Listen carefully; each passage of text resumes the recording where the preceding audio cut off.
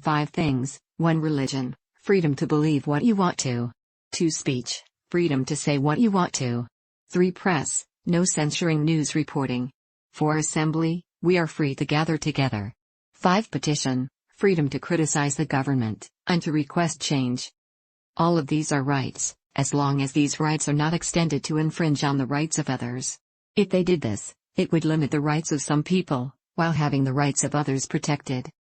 Freedom of religion.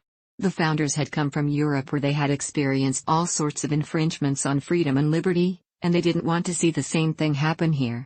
The First Amendment does not allow the government to control religion, nor religion to control the government.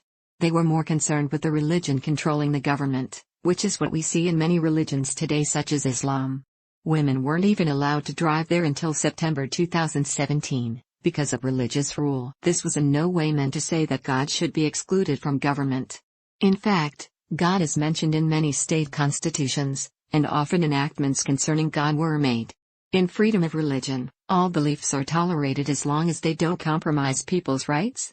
It was only organized religion that was feared, and was held at arm's length. Freedom of speech and press.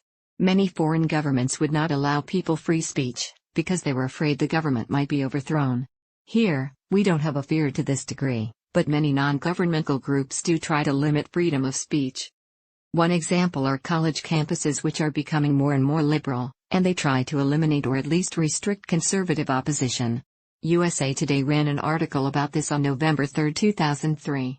It is now well over 10 years later, and things have only gotten worse.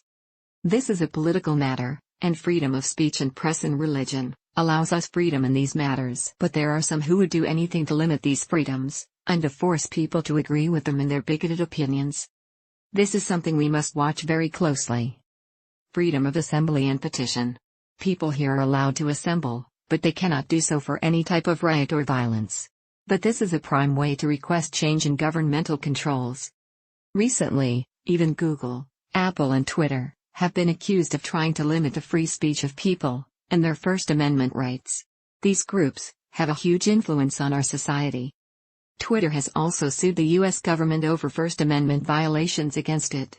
I doubt this has any real validity, but with courts so unpredictable today, who knows?